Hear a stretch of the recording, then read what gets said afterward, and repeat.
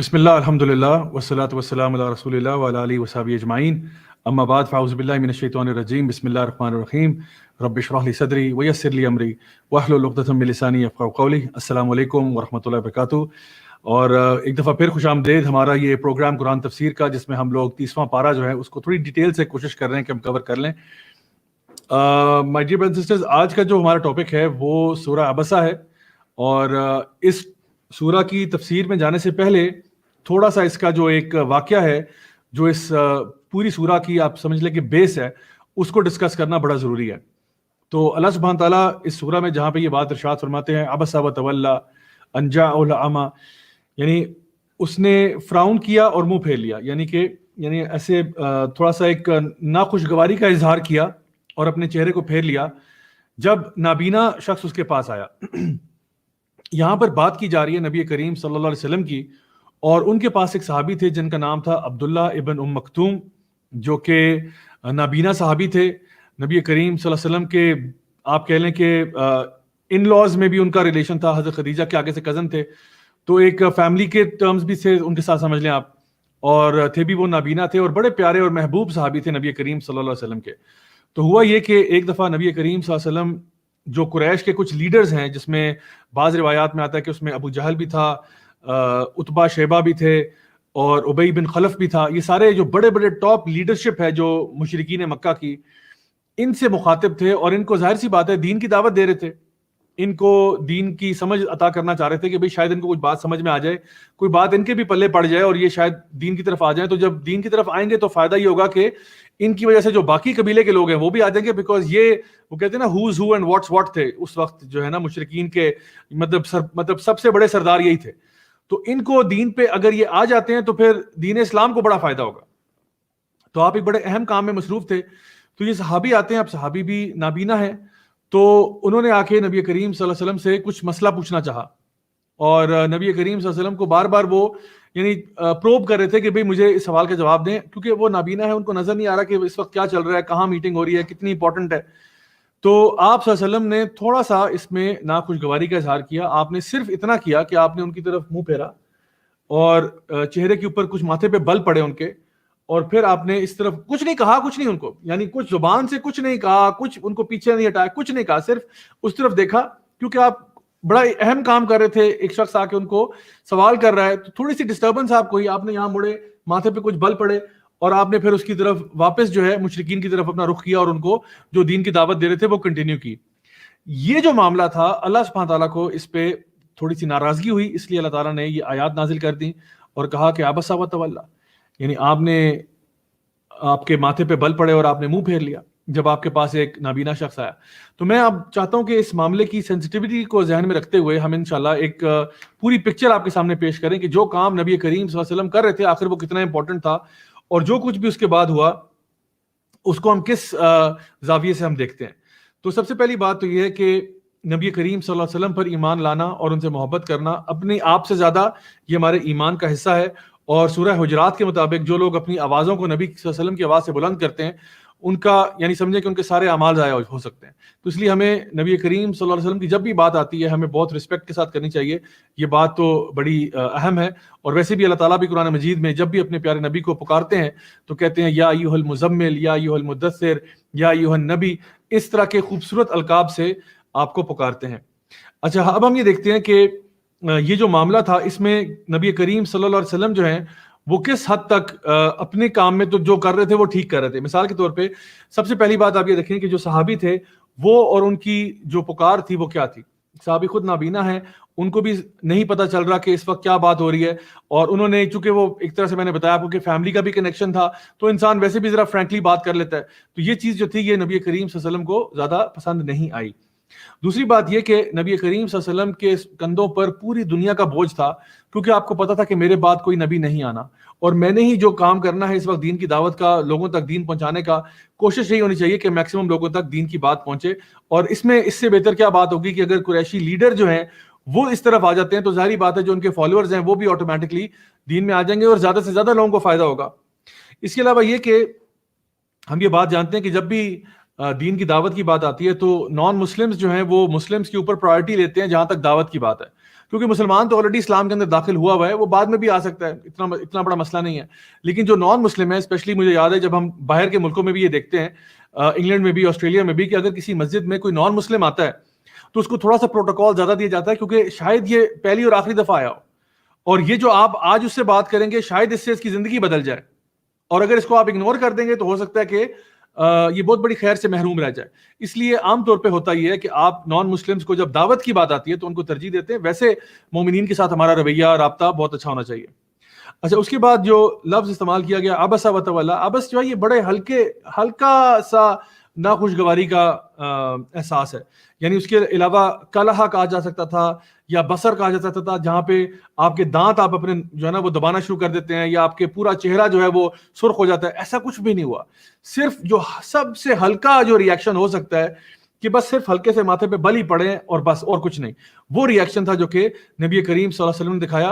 اور وہ بھی کس کو دکھایا؟ اس کو جو نابینا ہے، جو خود دیکھ نہیں سکتا کہ آپ نے کیا کیا. جہاں تک صحابی کا تعلق تھا عبداللہ بن مکتوم کا رضی اللہ عنہ کا، ان کو تو پتہ بھی نہیں چلا ہوا کیا ہے، کیونکہ وہ کچھ بات کر رہے ہیں، آپ صلی اللہ علیہ وسلم نے صرف ایک سیکنڈ کے لیے یہاں منہ کیا، ماتھے پہ بل پڑے، واپس بات کی. جہاں تک ان کا تعلق ہے ان کو تو پتہ ہی نہیں چلا ہوا کیا ہے، لیکن رب کائنات نے دیکھ لیا. تو اللہ سبحانہ تعالیٰ نہیں چاہتے تھے کہ آپ اپنے صحابہ کے ساتھ اتنی سی بھی جو ہے نا ناخوشگواری کا اظہار کریں، کیونکہ یہ اللہ کے بڑے محبوب لوگ ہیں، یہ دین کا علم سیکھنا چاہتے ہیں. اور ویسے بھی ہمیں یہ بات معلوم ہے نبی کریم صلی اللہ علیہ وسلم کی حدیث میں کہ جو شخص بھی علم سیکھنے کے لیے ایک راستہ اختیار کرتا ہے، اللہ تعالیٰ اس کے لیے جنت کا راستہ جو ہے نا بہتر کر دیتے ہیں، اس کے لیے آسان کر دیتے ہیں. تو یہ اس لیے ان کا سمجھنے کے ایک ریگارڈ کیا جا رہا ہے. اور پھر یہ بات بھی کہ ان کو یہ نہیں کہا گیا کہ آپ ہولڈ کریں یا آپ چلے جائیں یا بات نہ کریں، کچھ نہیں کہا گیا ان کو، صرف ہلکا سا ماتھے پہ بل پڑے تھے. اور یہ بھی نہیں تھا کہ نبی کریم صلی اللہ علیہ وسلم جو تھے وہ پرماننٹلی ان صحابی سے ناراض ہو گئے تھے. یہ کوئی پرماننٹ ناراضگی والی بات ہی نہیں تھی، تو بہت بہت بہت عارضی بات تھی. لیکن اللہ تعالیٰ نے جو ہے نا اپنے انبیاء کا سٹینڈرڈ بہت اوپر رکھا ہوتا ہے. یعنی جس طرح اگر میری کلاس میں 2 اسٹوڈنٹس ہیں، ایک جو ہے وہ اے گریڈ اسٹوڈنٹ ہے، ہمیشہ اس کے 90+ مارکس آتے ہیں، ایک جو ہے وہ 50 سے اوپر لے لے تو بڑی بات ہے، ٹھیک ہے. اب جس کے 90% سے اوپر آتے ہیں، اس کے اگر کبھی 80 نمبر آ جائیں یا 75 آ جائیں تو میں اس کے ساتھ کیا بات کروں گا؟ اور اگر ایک اسٹوڈنٹ ہے جس کے 50 نمبر آتے ہیں، اس کے 75 آ جائیں تو میں اس کے ساتھ کیا سلوک کروں گا؟ اب جس کے نارملی 90+ آتے ہیں، اس کے اگر 75 آئیں تو میں اس کو تھوڑا ڈانٹوں گا کہ بھائی یار آپ کے اچھے بھلے 90 نمبر آتے تھے، آپ کہاں 75 پہ آ گئے؟ اور جو دوسرا 50 نمبر والا ہے وہ اگر 75 لیتا ہے تو میں اس کو مبارکباد دوں گا، ہو سکتا ہے مٹھائی کھلا دوں کہ شکر ہے اللہ کا تیرے 95 نمبر آ گئے، مطلب 75 آ گئے. سو دا تھنگ از کہ اللہ تعالیٰ نے اپنے انبیاء کا سٹینڈرڈ بہت اوپر رکھا ہوا ہے. ان سے ہلکی سی بھی جو خطا ہے نا، اللہ تعالیٰ اس پہ ان کو چیک کر لیتے ہیں. اور میں آپ کو بتاؤں کہ ہمارے اپنے ٹیچرز، میرے اپنے اساتذہ کرام کہا کرتے تھے کہ جب بھی انسان دین پڑھنے والا بنے، دین پڑھانے والا بنے، دین پر عمل کرنے والا بنے، تو پھر اس کی پکڑ زیادہ ہوتی ہے. تو آپ کو چاہیے کہ ہمیشہ اپنے ایتھکس کو، اپنی مورالٹی کو، اپنے لوگوں کے ساتھ رویوں کے اوپر خاص نظر رکھا کریں. اگر آپ اپنے آپ کو قرآن و حدیث کا ایک طالب علم سمجھتے ہیں تو آپ کو اپنے اوپر زیادہ چیک کرنا چاہیے بنسبت اور لوگوں کے. تو نبی کریم جو ہے صلی اللہ علیہ وسلم وہ تو ہمارے لیے رول ماڈل ہیں، اس لیے ان کے اوپر اللہ تعالیٰ جب ان کو چھوٹی چھوٹی چیزوں پہ جو ہمارے لیے شاید کوئی خطا بھی نہ ہم اس کو سمجھیں، ہم اپنے اعتبار سے اس کو خطا بھی نہ سمجھیں، اللہ تعالیٰ ان چیزوں پر بھی اپنے انبیاء کو چیک کرتا ہے اور ان کو دیکھتا ہے کہ بھئی آپ کا جو کہ مقام اتنا اونچا ہے، لقد کان لکم فی رسول اللہ اسوۃ حسنہ، آپ کا مقام اتنا اونچا ہے، اس لیے آپ جو ہے یہ بھی نہ کریں. پھر اس میں یہ بات بھی پتہ چلتی ہے کہ اللہ تعالیٰ کس طرح سے اپنے صحابہ کے دفاع میں آتا ہے. یعنی نبی کریم صلی اللہ علیہ وسلم کے جو صحابہ ہیں اللہ تعالیٰ ان سے کتنی محبت کرتا ہے. اللہ تعالیٰ فرماتے ہیں رضی اللہ عنہم ورضوا عنہ، اللہ ان سے راضی، وہ اللہ سے راضی ہو گئے، اور اللہ تعالیٰ ان کی ڈیفینس کے لیے ضرور آتا ہے. اور پھر یہ بات بھی دیکھ لیجئے کہ اس میں عبس وتولی یہ جو تھرڈ پرسن میں یوز کیا گیا ہے کہ اس نے یعنی فراؤن کیا اور منہ پھیر لیا، اس کے ماتھے پر بل پڑے اور اس نے منہ پھیر لیا. یعنی یہ نہیں کہا کہ آپ نے ایسا کیا یا نبی کا نام لیا صلی اللہ علیہ وسلم کا کہ انہوں نے ایسا کیا. یہ سب سے ہلکا ریپریمینڈ ہے، سب سے ہلکا. جہاں پہ فار ایگزامپل اگر کسی نے مجھے کچھ کیا بھی ہو نا، میرے ساتھ کوئی زیادتی کی ہو، تو میں کہتا ہوں کہ کسی نے میرے ساتھ برا کیا، بجائے میں اس کو کہوں کہ تم نے میرے ساتھ برا کیا یا اس کا نام لے کے سب کو بتاؤں، میں کہتا ہوں کسی نے میرے ساتھ برا کیا، کسی نے ایسا کر دیا، کسی نے یوں کر دیا. تو یہ سب سے ہلکا طریقہ ہوتا ہے کسی کو بھی تنبیہ کرنے کا یا کسی کی بھی اصلاح کرنے کا. تو اور فائنلی یہ بات کہ اس سورہ سے یہ بات بھی پتہ چلتی ہے، جیسا کہ صحابہ کہا کرتے تھے کہ اگر یہ قرآن جو ہے یہ نبی کریم صلی اللہ علیہ وسلم کی طرف سے ہوتا، انہوں نے خود گھڑا ہوتا تو اس میں سورہ عبسہ نہ ہوتی کہ وہ اس کو نکال دیتے. لیکن بہرحال یہ اللہ کی طرف سے، اور اللہ تعالیٰ جو بات بھی کہیں گے وہ نبی کریم صلی اللہ علیہ وسلم کو آگے ہم تک پہنچانی ہوگی. اسی لیے اللہ تعالیٰ فرماتے ہیں عبسہ وتولیٰ ان جاءہ الاعمیٰ، اس نے اس کے ماتھے پر بل پڑے، اس نے منہ پھیر لیا جب نابینا شخص اس کے پاس آیا. تو اب دیکھیے کہ یہ ساری باتیں ہمارے سامنے، اور ہم دیکھتے ہیں کہ نبی کریم صلی اللہ علیہ وسلم جو ہیں، جو رحمت للعالمین ہیں، ان کا صرف فوکس یہ تھا، وہ اپنے ذاتی فائدے کے لیے ان مشرکین کے ساتھ نہیں بیٹھے ہوئے تھے، وہ اس لیے بیٹھے ہوئے تھے کہ اللہ تعالیٰ کا دین غالب آ جائے. کام بھی کوئی پرسنل کام کے لیے نہیں بیٹھے ہوئے تھے، وہ پبلک ویلفیئر کے لیے وہاں بیٹھے ہوئے تھے. لیکن اللہ سبحانہ تعالیٰ نے انبیاء کی شان یہ رکھی ہے کہ ان کا مقام اور مرتبہ بہت بلند ہے، بہت زیادہ بلند ہے. تو اللہ تعالیٰ فرماتے ہیں آگے آیت نمبر 3 میں، وَمَا يُدْرِيكَ لَعَلَّهُ يَزَّكَّىٰ، کہ آپ کو کیا معلوم تھا کہ وہ اپنا تزکیہ کرانے آپ کے پاس آیا تھا. یعنی وہ اتنی دور سے چل کے، نابینا صحابی ہیں، اتنی دور سے چل کے آئے ہیں، آپ سے کچھ سیکھنے آئے کہ شاید ان کا تزکیہ ہو جائے. تو یہ بھی ایک طریقہ ہے جو بتایا جا رہا ہے. وَمَا يُدْرِيكَ لَعَلَّهُ يَزَّكَّىٰ أَوْ يَذَّكَّرُ فَتَنفَعُ الذِّكْرَىٰ، یا پھر یہ کہ وہ کوئی آپ سے نصیحت لے لیتا اور وہ نصیحت اس کو فائدہ کرتی، نفع دیتی. یعنی یا تو وہ اس کا تزکیہ ہو جاتا، یا کم از کم تزکیہ نہ بھی ہوتا تو وہ آپ سے کوئی اچھی نصیحت سن لیتا. وہ جو صحابی آپ کے پاس آئے تھے آپ سے اچھی نصیحت سن لیتے، اور وہ نصیحت ان کو منافع دیتی، ان کو فائدہ ہوتا. کیونکہ اللہ کو پتا تھا، نبی کو تو نہیں پتا تھا یہ بات، اللہ کو پتا تھا کہ یہ جو سامنے مشرکین بیٹھے ہیں یہ کبھی اسلام نہیں لائیں گے. سب سے بڑے سرکش یہ ابو جہل اور اتبا شیبہ وغیرہ، یہ کہاں اسلام لے کے؟ اللہ کو تو پتا ہے، اللہ تعالیٰ تو ہر چیز جانتا ہے. لیکن نبی بہرحال کوشش تو کریں گے، انہوں نے تو کوشش کرنی ہے. لیکن اللہ تعالیٰ یہ جانتے تھے کہ صحابی جس نیت سے آئے وہ بڑی خالص نیت سے آئے. اما من استغنا، جہاں تک اس کا تعلق ہے جو اپنے آپ کو غنی سمجھتا ہے، یعنی اپنے آپ کو سیلف سفیشینٹ سمجھتا ہے، ان کی بات ہو رہی ہے. وہ جو مشرکین بیٹھے ہوئے ہیں سامنے آپ صلی اللہ علیہ وسلم کے، وہ جو اپنے آپ کو بڑا فن خواں سمجھتے ہیں، جو سمجھتے ہیں کہ ہمیں اس دعوت کی ضرورت نہیں ہے، یہ تو فقراء اور مساکین کے لیے، وہ جا کے اس کو قبول کریں تو کریں، ہمارے لیے یہ بالکل نہیں ہے. جو اپنے آپ کو اس سے فری سمجھتے ہیں. اور آج بھی ایسا ہوتا ہے، کئی لوگ ہوتے ہیں ان سے آپ دین کی بات کریں، وہ سمجھتے ہیں we're too cool for this, we're too cool, ہم بہت کول ہیں، ہمیں نہ سناؤ یہ دین شین کیا ہوتا ہے، ہمیں پہلے ہی بڑا پتہ ہے، ہم نے بڑی فلسفی پڑھی ہے، ہم نے بڑے جو ہے نا وہ ڈفرینٹ ریلیجنس کے بارے میں ہم نے کمپیریٹیو ریلیجس اسٹڈی کی ہوئی ہے، so don't tell us what's in the book of Allah سبحانہ تعالیٰ. تو کچھ لوگ ایسے آج بھی ہوتے ہیں جن کی یہی مینٹالٹی جو تھی مشرکین مکہ کی تھی، کہ وہ بھی اپنے آپ کو بہت زیادہ کول سمجھتے تھے کہ ہمیں یہ نہ بتاؤ قرآن و حدیث کیا ہے. فَأَنْتَ لَهُ تَصَدَّى، تو جو اپنے آپ کو غنی سمجھتا ہے، جو اپنے آپ کو سمجھتا ہے کہ میں کافی ہوں، آپ اس کی طرف متوجہ ہوتے ہیں. یعنی نبی کریم صلی اللہ علیہ وسلم کو یہ کہا جا رہا ہے کہ جو اپنے آپ کو یعنی ہر چیز ہی سمجھ رہا ہے، آپ اس کی طرف تو متوجہ ہو رہے ہیں، اس کو تو اٹینڈ کر رہے ہیں. وَمَا عَلَيْكَ أَلَّا يَزَّكَّىٰ، اور آپ کو اس سے کیا کہ وہ اس کا تزکیہ ہو یا نہ ہو، یعنی آپ کے لیے تو کام دین کی دعوت دینا نا، تو آپ کے لیے اس میں کیا فائدے کی بات ہے کہ وہ دعوت کو قبول کرے یا نہ کرے. یعنی جو بھی دین کا دائی ہوتا ہے، یا دین کا مبلغ ہوتا ہے، یا کوئی اللہ کا رسول ہوتا ہے، یا اللہ کا نبی ہوتا ہے، اس کا کام صرف میسج پہنچانا ہوتا ہے. لوگ قبول کریں نہ کریں یہ اس کا کنسرن نہیں ہے، قبول کر لیں الحمدللہ، نہیں کرتے تو ان کا مسئلہ ہے، کیونکہ ہمارا کام ہے کہ لوگوں تک صحیح بات پہنچانا. قیامت کے دن ایسے اللہ کے نبی بھی آئیں گے جن کا کوئی فالوور نہیں ہوگا، ایسے بھی آئیں گے نبی قیامت کے دن جن کا ایک فالوور ہوگا. تو کیا یہ کہا جائے کہ یہ جو انبیاء تھے معاذ اللہ یہ ناکام رہے، یہ اپنے مشن میں نعوذ باللہ فیل ہو گئے؟ نہیں، ایسی بات نہیں. اقبال نے کہا تھا نا، اگرچہ بت ہیں جماعت کی تینوں میں، مجھے ہے حکم اذان لا الہ الا اللہ، میں نے اذان دینی ہے، میرا کام اذان دینا ہے. اب میری اذان سن کے لوگ آتے ہیں الحمدللہ، نہیں آتے یہ ان کا معاملہ ہے، وہ کیوں نہیں آتے، اللہ تعالیٰ بہتر جانتے ہیں ان کے دل میں کیا ہے اور وہ کیوں دعوت قبول نہیں کر رہے. ہم اگر آپ کو یہاں پہ قرآن پڑھاتے ہیں، تفسیر پڑھاتے ہیں، تو ہمارا بھی ایم آبجیکٹو کیا ہوتا ہے؟ یہ ہوتا ہے کہ شاید کسی کے دل میں کوئی بات بیٹھ جائے، شاید کسی کا کوئی طریقہ کار بہتر ہو جائے، شاید کوئی گناہ چھوڑنے پر مجبور ہو جائے. اگر وہ نہیں کرنا چاہتا تو وہ اس کا اور اللہ کا معاملہ کہ وہ کیوں نہیں کر رہا. بہرحال ہمارا کام ہونا چاہیے ہمیشہ لوگوں تک خیر کی بات کو پہنچا دینا.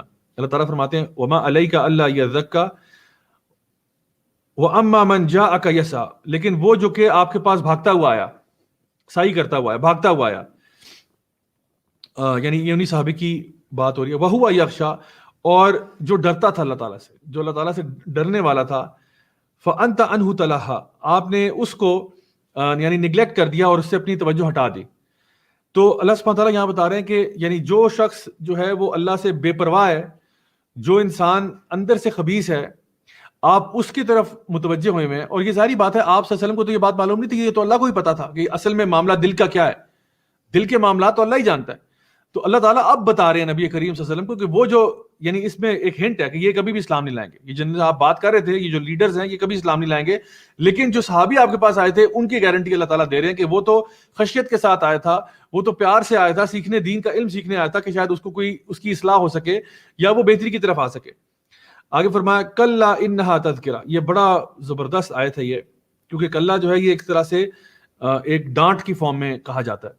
کلا نہیں, انہا تذکرہ, یقیناً یہ اللہ کی طرف سے ایک وارننگ ہے, ایک تذکرہ ہے, ایک ریمائنڈر ہے, ایک ایڈمونیشن ہے. کیا چیز, یہ سے مراد یہاں پہ قرآن مجید ہے. تو یہاں پہ جو ہے یہ کفار سے کہا جا رہا ہے کہ نہیں تم اپنے آپ کو بڑا غنی سمجھتے ہو, تم اپنے آپ کو بڑا فلاں ٹمکا سمجھتے ہو, نہیں, یہ جو قرآن ہے نا یہ واقعی میں ایک تذکرہ ہے, ایک ایڈمونیشن ہے. کیونکہ اللہ سبحانہ تعالیٰ جو ہے نا وہ نبی کریم صلی اللہ علیہ وسلم کے مقام کو مزید بلند کر رہے ہیں اس بات کے ساتھ کہ جو اس کتاب کا اس تذکرہ کی دعوت دے رہا ہے وہ خود بہت عظیم ہے, اس کو آپ کے پیچھے بھاگنے کی ضرورت نہیں ہے. آپ کو چاہیے تھا کہ آپ اس تذکرے کو سمجھیں اور آپ نبی کے پاس خود جائیں, بجائے کہ آپ کے اندر یہ ایٹیٹیوڈ پیدا ہو کہ بھئی ہمیں فلاں بندہ آ کے پڑھائے گا بتائے گا, پھر دیکھیں گے کہ ہم نے ماننی ہے بات یا نہیں ماننی. کیونکہ اصل جو رویہ ہے طالب علم کا وہ ان صحابی کا تھا جو عبداللہ بن مکتوم ہے, جو دور سے کہیں سے بھاگتے ہوئے آ رہے ہیں, نابینا صحابی ہیں, اور کوئی ایک بعض علماء نے لکھا کسی ایک آیت کا مطلب سمجھنے کے لیے آ رہے تھے. اور اتنی محنت کے لیے, اتنی محنت کے بعد یقیناً اللہ تعالیٰ بہت محبت کرتا ہے وہ لوگ جو کہ اللہ کی راہ میں دین کا علم سیکھتے ہیں. تو یہاں کہا جا رہا ہے کلا انہا تذکرہ, اور یعنی کہ یہ جو ریمائنڈر ہے, یہ ریمائنڈر کیا ہے, شاید ان وعدوں کا جو تم بھول چکے ہو.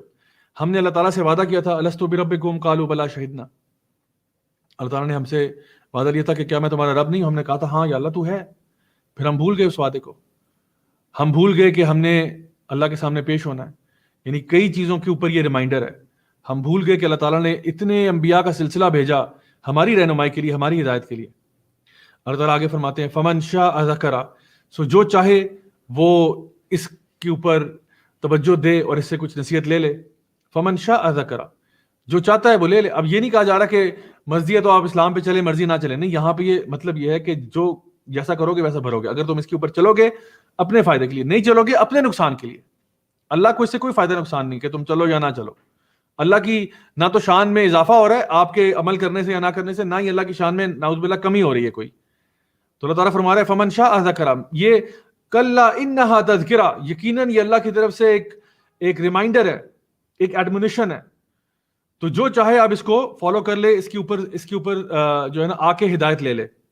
اور آگے فرمایا فی صحف مکرمہ, یہ ایسے صحف ہیں, ایسے صحیفے ہیں جو مکرم ہیں, یعنی بہت آنریبل ہیں, جن کا بہت اکرام کیا گیا ہے. یعنی بتایا جا رہا ہے کہ ان کا مقام کتنا بلند ہے. یہ جو کتاب ہے یہ لوح محفوظ سے آئی ہوئی ہے, قرآن مجید جو ہے, تو اس کا مقام کتنا اونچا ہے. اور اس کا ایک آٹومیٹکلی مطلب یہ ہے کہ جو بندہ بھی, کیونکہ اس قرآن مجید کا مقام اتنا بلند ہے, اگر آپ اس کے ساتھ جڑ جائیں گے آپ کا مقام بھی کیا ہو جائے گا, بلند ہو جائے گا. اور جب آپ قرآن مجید کو چھوڑ دیں گے تو آپ ذلیل ہو جائیں گے.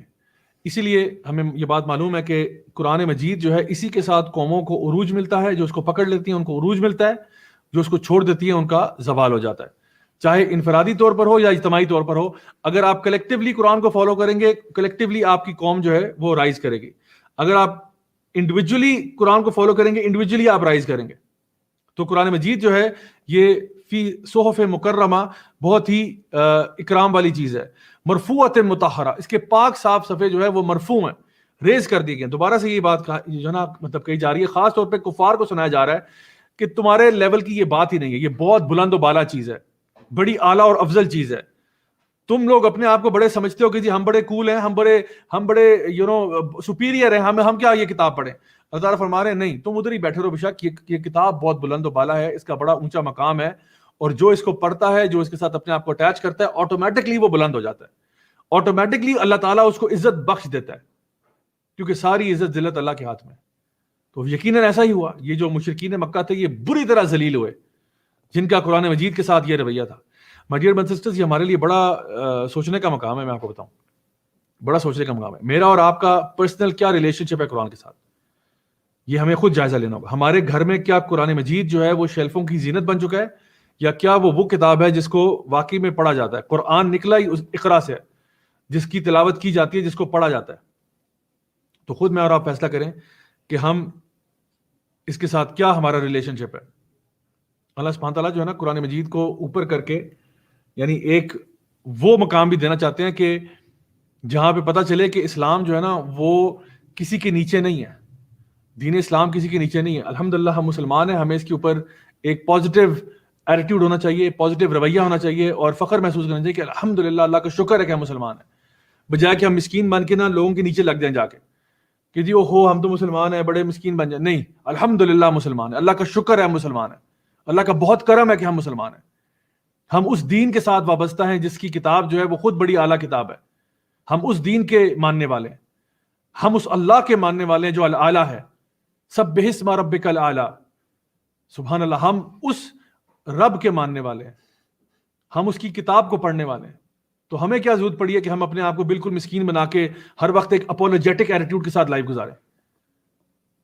ہمارے اندر نا تھوڑا سا ایک ہونا چاہیے، سیلف کانفیڈنس، سیلف اسٹیم ہونی چاہیے کہ ہم الحمدللہ مسلمان ہیں. میں اکثر دیکھتا ہوں نوجوانوں کے اندر بھی نا کہ کوئی بیچارہ ابھی نیا نیا دین کی طرف آیا ہے، اب وہ 4 دوستوں میں بیٹھا نا، اس بیچارے کو شرم آ رہی ہے کہ وہ اٹھ کے وہاں سے جائے اور کہے کہ میں نماز پڑھنے جا رہا ہوں. بھائی کیوں شرم آ رہی ہے آپ کو؟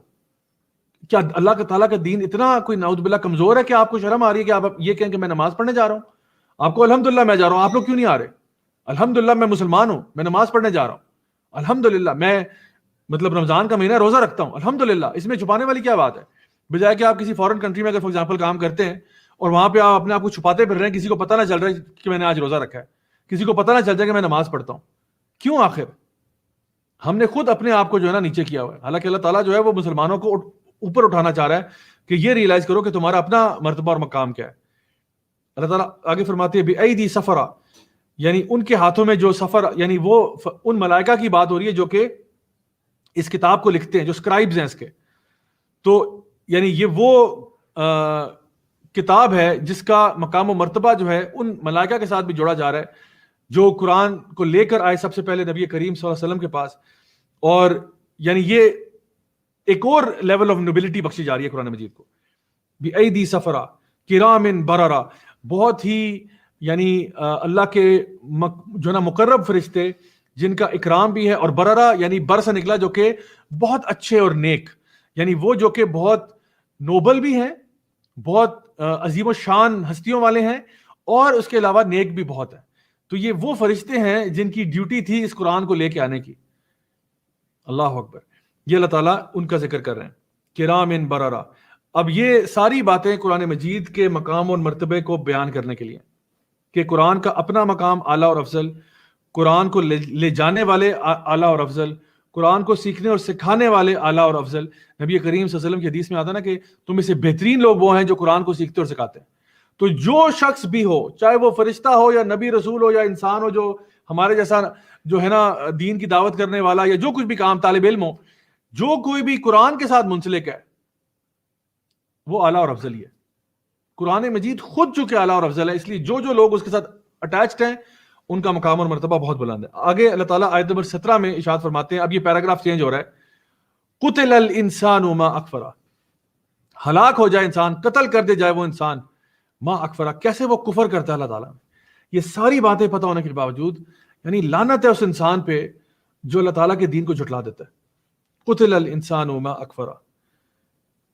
آگے ارشاد فرمایا من ای شیء خلقہ، کس چیز سے اس کو پیدا کیا گیا. من نطفۃ خلقہ فقدر، ایک نطفے سے پیدا کیا تجھے. اے انسان ہلاک ہو جائے تجھے پیدا کس چیز سے کیا ہم نے؟ ایک نطفے سے. اور تیرا غرور اور تکبر کہاں پہنچا ہوا ہے. یعنی اللہ تعالیٰ فرماتے ہیں من ای شیء خلقہ، تجھے کس چیز سے پیدا کیا؟ کیا تجھے ہم لوگوں نے پہاڑ کے اندر چھپے ہوئے ہیروں سے پیدا کیا ہے؟ کیا ہم نے تمہیں سمندر کے اندر نایاب موتیوں سے پیدا کیا ہے؟ کیا ہم نے تجھے مکہ کی وادیوں میں سے آب زمزم سے پیدا کیا؟ تجھے پیدا کس چیز سے کیا ہم نے؟ من ای شیء خلقہ من نطفۃ خلقہ فقدر، تجھے ایک نطفے سے پیدا کیا.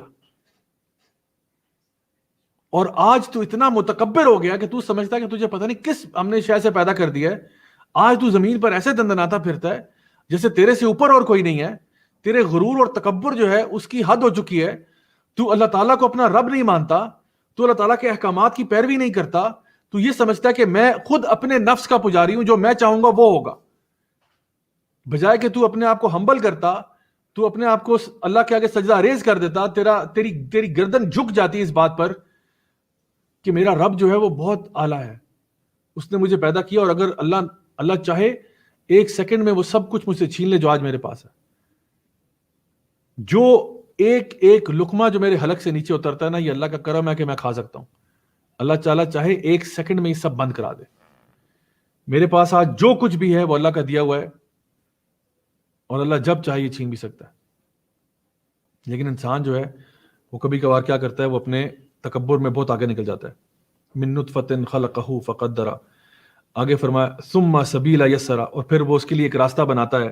یعنی یہ بعض علماء نے کہا کہ یہ بچہ جب پیدا ہوتا ہے تو یہ اس کی طرف اشارہ ہے, یا پھر یہ کہ وہ اس کو اسلام کی طرف ہدایت ملتی ہے, یہ اشارہ بھی ہو سکتا ہے کہ پھر اس کے لیے ایک راستہ بنتا ہے کہ وہ دنیا میں آ جاتا ہے, یا وہ اسلام کی طرف آ جاتا ہے, پھر اللہ تعالیٰ اس کے لیے ایک راستہ کریٹ کرتا ہے. یعنی اس کے اندر جو فطرت ہے جس پہ بچہ پیدا ہوتا ہے, اللہ کو جانتے ہوئے مانتے ہوئے پیدا ہوتا ہے, پھر اللہ تعالیٰ اس کو ہدایت کے لیے اس کے لیے راستے کریٹ کرتا ہے. اب اس کی مرضی ہے کہ وہ راستے پر چلنا چاہتا ہے یا نہیں چلنا چاہتا. وَهْدَيْنَاهُمْ نَجْدَيْنِ, دو راستے دکھا دیے.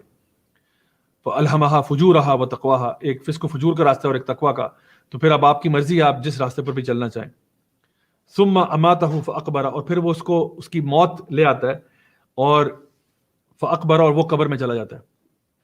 یہاں پہ قبر سے مراد جو ہے نا, وہی جگہ ہے جہاں پہ انسان فوت ہوتا ہے. ایک تو قبر بھی مراد ہے, ظاہر سی بات ہے, جہاں پہ وہ دفن ہوتا ہے, لیکن انسان کی یاد رکھیں قبر وہی ہے جہاں پہ وہ فوت ہوا ہے. مثال کے طور پہ ایک بندہ جو ہے وہ بم دھماکے میں مر جاتا ہے, اب اس کی تو یعنی وہ تدفین ہوئی نہیں.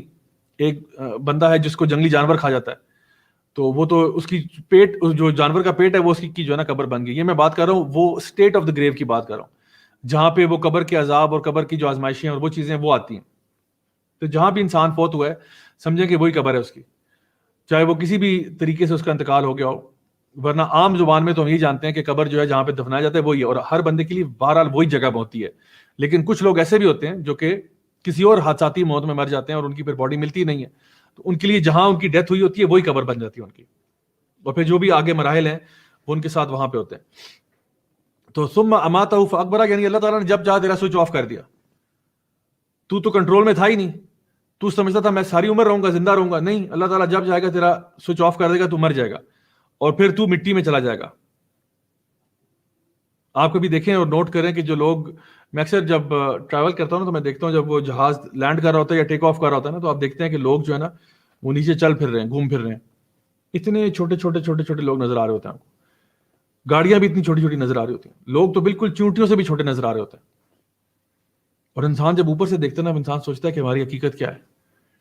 یہ انہی چونٹیوں سے لوگ جو آپ کو نظر آ رہے ہیں, انہی میں سے کوئی ایسا متکبر ہوگا جو اپنے آپ کو پتہ نہیں کیا سمجھتا ہوگا. کوئی اپنے آپ کو وڈیرا سمجھتا ہے, کوئی اپنے آپ کو چودھری صاحب کہتا ہے, کوئی اپنے آپ کو فلاں کہتا ہے. ہر بندہ جو ہے نا اپنی آکڑ میں گھوم پھر رہا ہے, زمین کے اوپر دندناتا پھر رہا ہے, حالانکہ وہ حقیر سی چیز ہے, کچھ بھی نہیں ہے وہ. اور وہ صرف ایک ہلکے سی مسلک کا محتاج ہے کہ آج دنیا میں ہے, زمین سے اوپر ہے, کل زمین کے نیچے ہو. تو اللہ سبحانہ تعالیٰ فرماتے ہیں آگے آیت نمبر 22 میں, ثم اذا شاء انشرہ, اور پھر اللہ سبحانہ تعالیٰ نے جب چاہا تو اس کو باہر لے آئے, زمین سے باہر نکال دیا. جب اللہ تعالیٰ چاہے گا تو وہ قیامت کے دن آ جائے گا اور وہ باہر آ جائے گا. ثم اذا شاء, جب اللہ چاہے گا, نہیں یہ نہیں کہ جب تم چاہو گے باہر آ جاؤ گے, نہیں, جب اللہ چاہے گا تب تو باہر آئے گا, اور زمین میں پھر بکھیر دیا جائے گا اسی طرح جیسے پہلے تھا. کلا لما یقضی ما امرا, نہیں, لیکن انسان جو ہے یہ وہ نہیں کرتا جو اس کو حکم دیا گیا تھا. یعنی اس سب کے باوجود جو ہے انسان اپنی سرکشی پر تلا ہوا ہے. انسان اللہ تعالیٰ کی باتوں کو نہیں مانتا اور اپنا منہ پھیر لیتا ہے اللہ تعالیٰ کے بتائے ہوئے احکامات سے. سورہ البینہ میں آگے جا کے ہم پڑھیں گے انشاءاللہ اسی بارے میں. اللہ سبحانہ تعالیٰ ارشاد فرماتے ہیں, وما امروا الا ليعبدوا الله مخلصین له الدین حنفاء ویقیموا الصلاۃ ویؤتوا الزکاۃ وذلک دین القیم. اور ہم نے تمہیں حکم دیا ہی کس چیز کا تھا, کیا تمہیں حکم دیا تھا؟ یعنی یہاں جو اللہ تعالیٰ فرما رہا ہے کلا لما یقضی ما امرا, یعنی وہ انسان نہیں مانتا جو اس کو حکم دیا گیا تھا. اور حکم کیا دیا گیا تھا؟ وما امروا الا ليعبدوا الله, صرف یہ کہا گیا تھا کہ اللہ کی عبادت کرو. مخلصین له الدین حنفاء, اپنے دین کو اللہ کے لیے خالص کر دو. ویقیموا الصلاۃ ویؤتوا الزکاۃ وذلک دین القیم, نماز قائم کرو, زکات دو, اور یہی تمہارا دین تھا. لیکن یہ بھی تجھ سے نہیں ہوا. یعنی اللہ تعالیٰ نے آپ کو دن میں 24 گھنٹے دیے ہیں, 24 گھنٹے میں انسان 24 منٹ نکال کے 5 وقت کی نماز نہ پڑھ سکے، کیونکہ 5 وقت کی نماز کا ٹوٹل ٹائم کیا ہے؟ فرائض اگر آپ دیکھیں تو 24 منٹ بھی نہیں ہے. تو آپ 24 گھنٹوں میں سے جو اللہ تعالیٰ نے آپ کو فری میں دیے ہیں اس میں سے 24 منٹ بھی نہیں نکال سکتے اللہ کے لیے. کلا لما یقضی ما امرہ، انسان نے یقیناً وہ نہیں کیا جس کا اس کو حکم دیا گیا تھا. اس پہ تو کسی کا اختلاف نہیں ہے نا کہ نماز فرض ہے، لیکن پھر بھی کتنے لوگ ایسے ہیں جو نماز بھی نہیں پڑھتے 5 وقت کی. ایسے لوگ بھی ہیں جو کہ جن کو پتہ ہے زکوٰۃ فرض ہے، زکوٰۃ نہیں دیتے.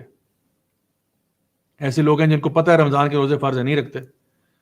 ایسے لوگ جن کو پتہ ہے کہ وبالوالدین احسان، ماں باپ پہ احسان کرنا چاہیے، نہیں کرتے. پتہ ہے کہ اللہ نے حکم دیا ماں باپ کے آگے اف نہیں کرنا، پھر بھی کرتے. تو کیسا یہ معاملہ ہے؟ انسان جو ہے پھر تو اپنے نفس کا پجاری ہے نا، پھر تو اللہ کی عبادت تو نہیں کرتا وہ. اگلی آیت نمبر 24 میں پھر پیراگراف بدل رہا ہے. اب اللہ سبحانہ تعالیٰ کچھ اپنی نشانیوں کا ذکر کر رہے ہیں. فَلْيَنْظُرِ الْإِنسَانُ إِلَىٰ طَعَامِهِ، تو انسان کو چاہیے کہ وہ اپنے کھانے کی طرف دیکھے. تو چلیں آج کا یہ ہوم ورک ہے آپ کے لیے. آج آپ اپنے کھانے کی پلیٹ کو دیکھیے گا، ٹھیک ہے؟ افطاری کے ٹائم پہ نا کھانے کی پلیٹ کو ذرا غور سے دیکھیے گا اور دیکھیے گا کہ یہ کتنی بڑی نعمت ہے ہمارے لیے. یعنی دیکھیں ہماری جو پلیٹ ہے، ہم واحد جانور ہیں، یعنی human being is the only animal that eats like this. یعنی جہاں پہ ہمارے پاس ایک ہی پلیٹ میں نا چاول بھی پڑے ہوں گے، ساتھ کوئی سالن بھی ہوگا، ساتھ سیلڈ بھی ہوگا، رائتا بھی ہوگا، اور اس کے ساتھ کوئی میٹ بھی ہوگا، شاید چکن ہوگا یا بیف ہوگا، جو بھی ہوگا، یہ سارا کچھ ایک پلیٹ پہ ہوگا. ساتھ آپ نے اپنے ساتھ کوئی ڈرنک بھی رکھا ہوگا پینے کے لیے، ٹھیک ہے؟ اس کے بعد آپ ڈیزرٹ بھی کھائیں گے. انسان واحد ہے جو اس طرح کرتا ہے. کبھی آپ نے دیکھا ہے جنگل کا شیر جو ہے، شیر جنگل کا بادشاہ ہے نا، جنگل کا بادشاہ شیر نے ایک طرف ہرن کھا رہا ہو، ساتھ پیپسی پی رہا ہو. کبھی دیکھا آپ نے اس طرح؟ ساتھ وہ جو ہے نا ہرن کھا رہا ہے، ساتھ وہ سیلڈ کھا رہا ہے. کبھی دیکھا آپ نے اس طرح؟ ہرن کھا رہا ہے، اوپر جو ہے نا وہ رائتا سلاد کھا رہا ہے، ساتھ اس کے اوپر جو ہے نا وہ کیا کہتے ہیں نمک مرچ چھڑک رہا ہے، اس کو ساتھ جو ہے نا دہی کے ساتھ کھا رہا ہے. کبھی دیکھا آپ نے ایسا ہوتے ہوئے؟ کوئی جانور ایسا نہیں کھاتا. یا کوئی گائے گھاس کھا رہی ہو اور کہ نہیں اس میں ایکچولی ذرا نمک کم ہوا ہے تھوڑا سا، یا اس میں تھوڑا سا جو ہے نا مرچیں اور ڈال دیں گے، ذرا نان اسپائسی ہے ذرا، تو اس میں الپینوز ڈال دیں. کبھی دیکھا آپ نے ایسا ہوتے ہوئے؟ کبھی بھی نہیں ہوتا. صرف انسان ہے جو اپنے کھانے کی پلیٹ کو دیکھے نا تو وہ دیکھے کتنی ورائٹی ہم ایک پلیٹ پہ ڈالتے ہیں اور وہ سارا کھا جاتے ہیں. فَلْيَنْظُرِ الْإِنسَانُ إِلَىٰ طَعَامِهِ، اس لیے تاکہ آپ کو پتا چلے فَبِأَيِّ آلَاءِ رَبِّكُمَا تُكَذِّبَانِ، کون کون سی اللہ کی نعمتوں کو تم جھٹلاؤ گے. اللہ نے تمہارے لیے کتنی چیزوں کو آسان کیا ہوا ہے، اور پھر بھی انسان جو ہے وہ سبق نہیں سیکھتا. آگے فرمایا اَنَّا صَبَبْنَا الْمَاءَ صَبًّا ثُمَّ شَقَقْنَا الْأَرْضَ شَقًّا. اللہ تعالیٰ فرماتے ہیں ہم نے آسمان سے پانی نازل کیا، ڈھیر سارا پانی تمہارے لیے. ثُمَّ شَقَقْنَا الْأَرْضَ جو ہے نا ارض شقا، اور پھر ہم نے زمین کو پھاڑ دیا. یعنی آسمان سے پانی نازل کیا، کتنی بڑی اللہ کی نعمت ہے، کتنی بڑی بلیسنگ ہے کہ آسمان سے پانی آتا ہے، فری میں آتا ہے. اور اس کے بعد اسی کی وجہ سے زمین جو ہے وہ کھل جاتی ہے اور اس میں سے آپ کے جو ہے نا وہ پھل پھول اور یہ چیزیں نکلتی ہیں. فَأَنبَتْنَا فِيهَا حَبًّا وَعِنَبًا وَقَضْبًا وَزَيْتُونًا وَنَخْلًا، اور پھر اس میں سے طرح طرح کے گرینز نکلے، اس میں سے انگور نکلے، اچھے زبردست قسم کے پھل نکلے، اور اس میں سے پھول نکلے، اس میں سے زیتون اور کھجور کے درخت نکلے. یعنی یہ ساری کی ساری چیزیں جو ہیں اللہ تعالیٰ نے تمہارے لیے پیدا کر دیں کہ تاکہ تمہاری لائف میں تھوڑی ورائٹی آ جائے، تم اپنے کھانے کھاؤ، انجوائے کرو. یہ ساری چیزیں دیکھیں، میں جیسے پچھلی دفعہ بھی بتایا تھا کہ اللہ تعالیٰ قرآن مجید میں جب یہ آیات آتی ہیں نا جہاں پہ اللہ تعالیٰ کچھ نیچرل چیزوں کا ہمیں ذکر کر کے بتاتے ہیں، تو یہ نا پورے فیلڈز آف اسٹڈی ہیں. آپ ان کے بارے میں سرچ کرنا شروع کریں، آپ کو پتہ چلے گا کہ واقعی میں یہ ایک چیز جو مینشنڈ ہے یہ کتنی بڑی بلیسنگ ہے اللہ تعالیٰ کی. اب زیتون کی اگزامپل آپ لیں، زیتون آلیو آئل جو ہے یا آلیو جو آپ کھاتے ہیں اس کے کتنے فائدے ہوتے ہیں. ڈیٹس جو ہیں، ڈیٹ پام ٹری کی جو پروڈیوس ہے اس کا کتنا فائدہ ہوتا ہے، اس کے کتنے بینیفٹس ہیں. لٹرلی ہم حیران رہ جائیں جب ہم اس کے بارے میں تھوڑی سی بھی ریسرچ کریں. وَحَدَائِقَ غُلْبًا، اور اللہ تعالیٰ نے ایسے باغات عطا فرمائے جو بھرے ہوئے ہیں درختوں سے. وَفَاكِهَةً وَأَبًّا، اور پھل عطا فرمائے، طرح طرح کے پھل عطا فرمائے، اور ان کے ساتھ دیگر ہربز اور پودے اور اس طرح کی چیزیں. یہ ساری کی ساری چیزیں جو ہیں، اب آپ پھلوں کے اندر آپ چلے جائیں، وفاقہتاً، جتنے بھی آپ کے فروٹس ہیں، ایک ایک پھل کے کتنے فائدے ہیں. چاہے آپ ایپل کی اگزامپل لیں، آپ مالٹے کی مثال لیں، آپ اسٹرابری کی مثال لیں، آپ چیری کی مثال لیں، آپ تربوز کی مثال لیں، آم کی مثال لیں، ایک ایک پھل جو ہے نا کتنے اس کے فائدے ہیں. سوچیں اگر صرف پوری دنیا میں ایک ہی پھل ہوتا، پوری دنیا میں ایک ہی بس کوئی پتا ہوتا جو ہم کھاتے، ایک ہی قسم کا بس گوشت ہوتا، لیکن اللہ تعالیٰ نے اپنے بندوں کے لیے اتنی سہولتیں پیدا کی. اور آگے فرمایا متاع لکم ولانعامکم، یہ سب تمہارے اور تمہارے جانوروں کے لیے. پچھلی سورہ میں بھی یہی کہا تھا متاع لکم ولانعامکم. یہ ساری کی ساری اپنی اللہ تعالیٰ فیورز کو بیان کرنے کے بعد، جتنی بھی نعمتیں اللہ تعالیٰ نے پیدا کی ہیں، اللہ تعالیٰ ان کو بیان کرنے کے بعد ارشاد فرماتے ہیں یہ کیا ہے، بس تمہارے لیے تھوڑا سا ساز و سامان ہے کہ تمہاری زندگی جو ہے وہ ٹھیک سے گزر جائے دنیا میں. یہ جو تم امتحان گاہ میں بیٹھے ہوئے ہو، تمہارا امتحان ذرا صحیح سے ہو جائے. متاع لکم ولانعامکم، تمہارے لیے اور تمہارے مویشی جانوروں کے لیے یہ پیدا کیا گیا. آگے اللہ تعالیٰ فرماتے ہیں، اب یہ پیراگراف چینج ہو رہا ہے اور بڑی سخت آیات آ رہی ہیں. فَإِذَا جَاءَتِ الصَّاخَّةُ، پچھلی سورہ میں آیا تھا فَإِذَا جَاءَتِ الطَّامَّةُ الْكُبْرَى، جب آ جائے گی وہ جو کہ تمہیں پوری طرح سے لپیٹ لے گی. یہاں پہ شاید فرمایا فَإِذَا جَاءَتِ الصَّاخَّةُ، جب وہ چیخ کی، دردناک چیخ کی آواز آئے گی. یہ سور پھونکنے کی بات ہو رہی ہے، جب دوسری دفعہ پھونکا جائے گا اور سب لوگ جو ہیں وہ زندہ ہو جائیں گے. فَإِذَا جَاءَتِ الصَّاخَّةُ، پھر کیا ہوگا؟ یوم یفر المرء من اخیہ وامہ وابیہ وصاحبتہ وبنیہ، اس دن ایک شخص جو ہے وہ اپنے سگے بھائی سے بھاگ جائے گا، اپنی ماں سے بھاگ جائے گا، اپنے باپ سے بھاگے گا، اپنی بیوی اور بچوں سے بھی بھاگے گا، کیونکہ آج اس کو پتہ ہے کہ اس نے اپنے رب کو کتنا ناراض کیا ہے ان لوگوں کی بات ماننے میں، یا پھر یہ کہ اس نے ان لوگوں کے کتنے حقوق مارے ہوں. دیکھیں دنیا میں ہمارا جو بھائی ہوتا ہے وہ ہمارا دایاں بازو ہوتا ہے، ہمارے لیے کام آتا ہے، ہمارے ہیلپ کرتا ہے ڈفرینٹ چیزوں میں. لیکن اس دن انسان اپنے سگے بھائی سے بھاگ رہا ہے اور اپنے ماں سے بھاگ رہا ہے جو اس کو لوریاں سناتی تھی، جو اس کو پیار کرتی تھی، آج اپنی اس ماں سے بھاگ رہا ہے. اور اپنے باپ سے بھاگ رہا ہے جو اس کی ٹیوشن کی فیس ادا کرتا تھا، جو اس کا خیال رکھتا تھا، اس کا سارا نان نفقہ پورا کرتا تھا، اس سے بھاگ رہا ہے. اپنی بیوی سے بھی بھاگ رہا ہے، اور یہ بیوی عام بیوی نہیں ہے، یہ صاحبہ ہے، یعنی وہ بیوی جو کہ آپ کی فرینڈ ہے. صاحبہ، صحابہ کہتے ہیں نا نبی کریم صلی اللہ علیہ وسلم کے کمپینینز کو، تو یہ اس بیوی کا، یہاں پہ زوجہ بھی کہا جا سکتا تھا. لیکن کبھی کبھار انسان سمجھ سکتا ہے کہ ہاں زوجہ، لوگ اکثر مذاق کرتے رہتے ہیں نا کہ جی بیوی جو ہے نا وہ یہ ہے اور میاں یہ ہے، اور یہ میاں بیوی کے جوک چلتے رہتے ہیں. لیکن یہ کوئی عام بیوی نہیں ہے، یہ اس کی بہت اچھی بیوی ہے، صاحبہ ہے اس کی.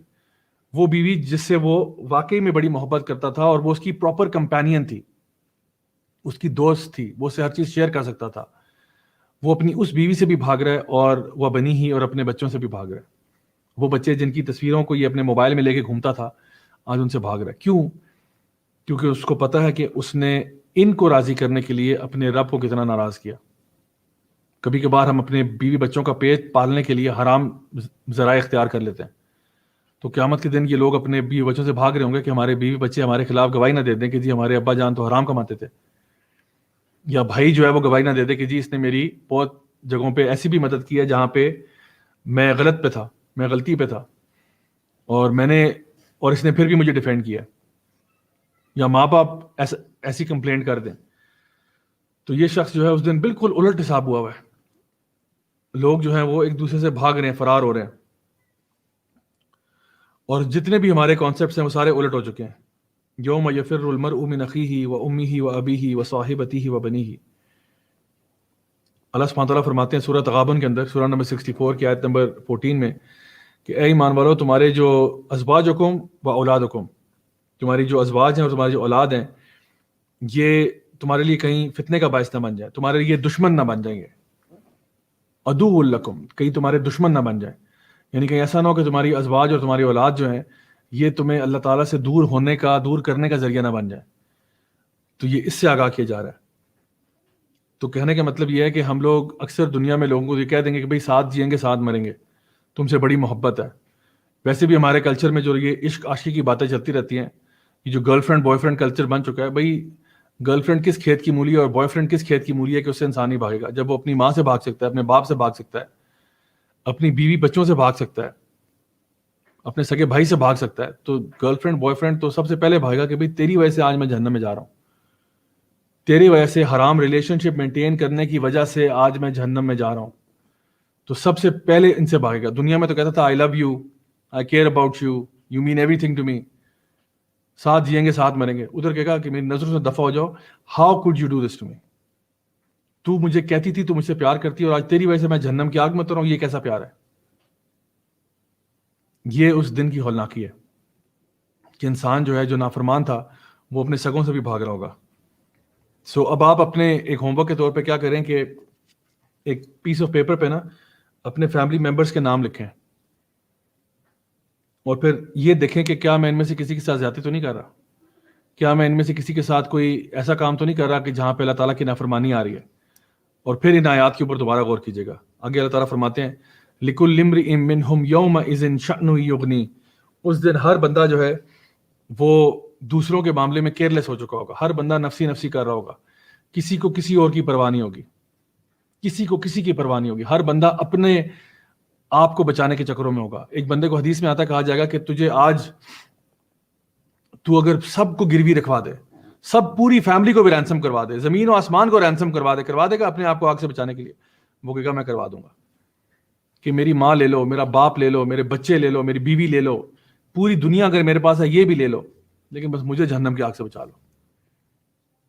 اس دن یہ عالم ہوگا لوگوں کے بھاگنے کا. تو آج ایک انسان سرکش ہو کے اگر گھومتا پھرتا ہے اس کو توجہ کرنی چاہیے کہ آخر وہ کس راستے پر چل رہا ہے. اور اللہ سبحانہ تعالیٰ اس کو کہیں گے, یعنی حدیث میں آتا ہے کہ اللہ تعالیٰ کہیں گے کہ جب تو دنیا میں تھا تجھ سے ہم نے بہت کم مانگا تھا, آج تو اپنی پورا خاندان دینے کے لیے تیار ہے, آج تو پوری زمین دینے کے لیے تیار ہے. دنیا میں تجھ سے ہم نے کیا مانگا تھا؟ یہ مانگا تھا کہ پوری دنیا اللہ کو دے دے. نہیں, وما امروا الا ليعبدوا الله مخلصين له الدين حنفاء ويقيموا الصلاه ويؤتوا الزكاه وذلك دين القيم. تجھ سے ہم نے مانگا ہی کیا تھا؟ آج تو کہہ رہا ہے میرے ماں باپ لے لو, میری بیوی لے لو, میرے بچے لے لو, سب کو جلا دو, آگ میں پھینک دو, سب کو تباہ و برباد کر دو, پوری دنیا اگر مجھے دے دو میں ساری واپس کر دوں گا, بس مجھے آگ سے بچا لو. اس دن انسان یہ کہے گا. تو آج تجھے کیا کہا تھا کرنے کے لیے؟ آج تو تجھے کچھ بھی نہیں کہا تھا, صرف یہ کہا تھا کہ اللہ تعالیٰ کی عبادت کرو, اللہ کے ساتھ کسی کو شریک نہ کرنا, نماز پڑھنا, زکوٰۃ دینا, بیسک باتیں کہی تھی اور تو نے وہ بھی پوری نہیں کی, اور آج تو سب کچھ دینے کے لیے تیار بیٹھا ہوا ہے. اِنَّ لِلَّهِ وَإِنَّا إِلَيْهِ راجعون. بڑی عجیب بات ہے, بڑی عجیب کیفیت ہے. لِكُلِّ امْرِئٍ مِّنْهُمْ يَوْمَئِذٍ شَأْنٌ يُغْنِيهِ.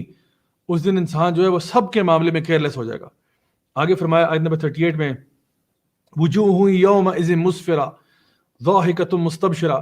کچھ چہرے اس دن بالکل رونق والے ہوں گے, چمکتے دمکتے, ضاحکۃ مستبشرہ, ہنستے ہوئے, کھلکھلاتے ہوئے, اس خوشخبری کو سن کے مسکراتے ہوئے کہ ان کو جنت کی بشارت دے دی گئی. وجوہ یومئذ مسفرہ. اب یہ بالکل اپوزٹ سائڈ پہ کچھ اور لوگوں کی بات ہو رہی ہے.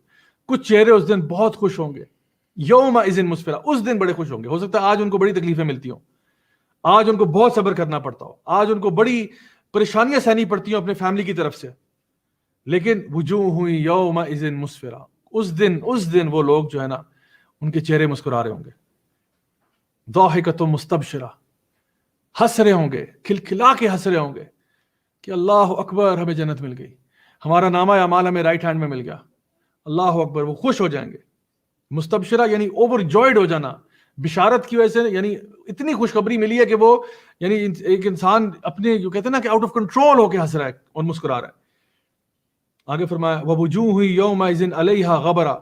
لیکن کچھ چہرے اس دن ایسے ہوں گے جو کہ گرد آلود ہوں گے, کچھ چہرے ایسے ہوں گے جو کہ بالکل یعنی ذلت کی نگاہوں سے دیکھ رہے ہوں گے, ہیوملیٹ ہوئے ہوئے, یعنی جس طرح سے ان کے گناہوں کا جو گرد ہے نا وہ سارا ان کے چہروں پہ ٹپک رہا ہے, تمام گناہوں کا گرد و غبار ان کے چہروں سے ظاہر ہو رہا ہے.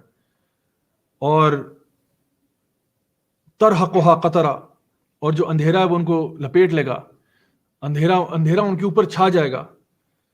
یعنی سبحان اللہ, ایک ایسا معاملہ ہے کہ جہاں پہ دھواں اور گرد و غبار اور اندھیرا جو ہے ان کے ارد گرد ہوگا. یہ ایسے لوگ ہیں اولئک ھم الکفرۃ الفجرہ, یہ وہ لوگ ہیں جو کہ کفر کرتے تھے اور فجار تھے. یعنی یہ آخری آیت نمبر 42 جو ہے کہ یہ ہے اولئک ھم الکفرہ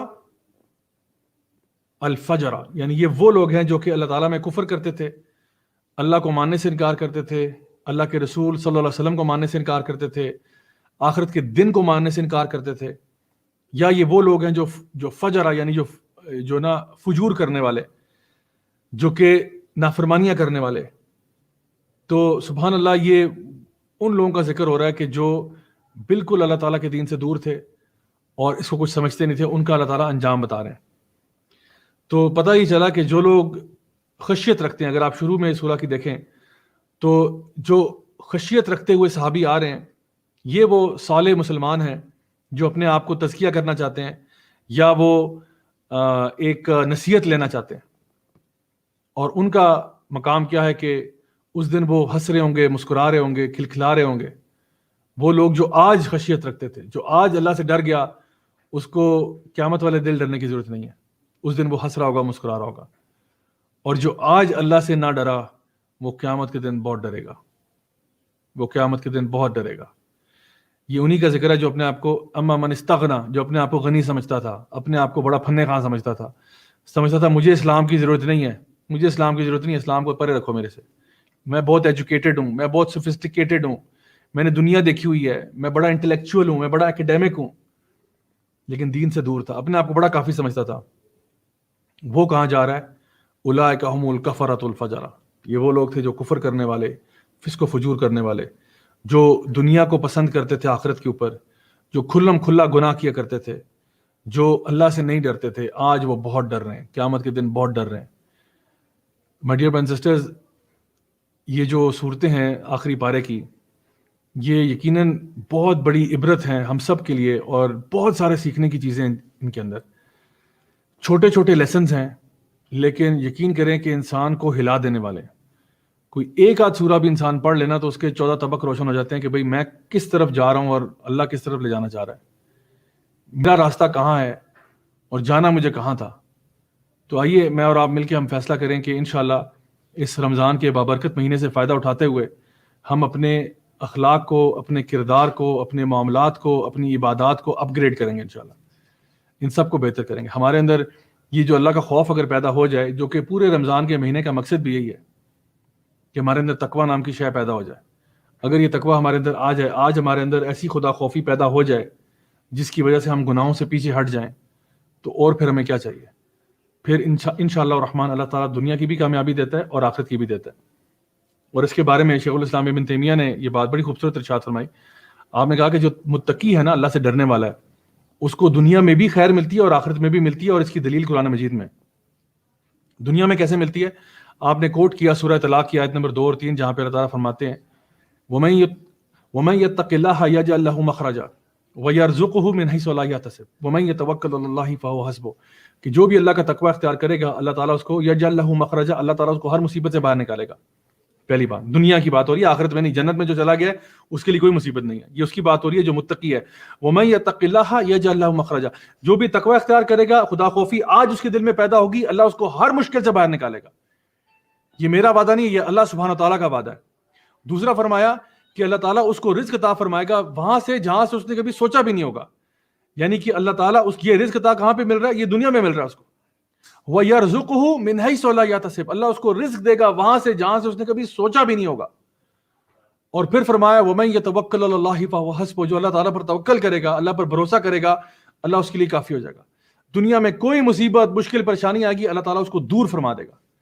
اللہ اکبر۔ یہ ہے ان لوگوں کا معاملہ جو کہ دنیا میں اللہ تعالیٰ سے ڈرتے تھے، اللہ تعالیٰ ان کو دنیا کی بھی خیر دے گا، اور آخرت میں تو جو ثواب ہے وہ تو ہے ہی ہے، جنات تجری من تحت الانہار خالدین فیہا ابدا رضی اللہ عنہم ورضوا عنہ، وہ سارے وعدے تو ہیں ہی ہیں۔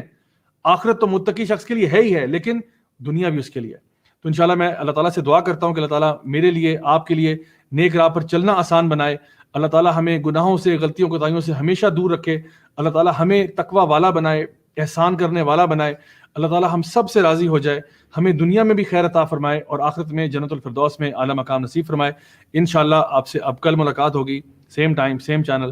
انٹل دین پلیز اپنا بہت خیال رکھیے گا۔ سبحانک اللہم و بحمدک، اشہد ان لا الہ الا انت، استغفرک و اتوب الیک۔ بارک اللہ فیکم۔ السلام علیکم ورحمۃ اللہ وبرکاتہ۔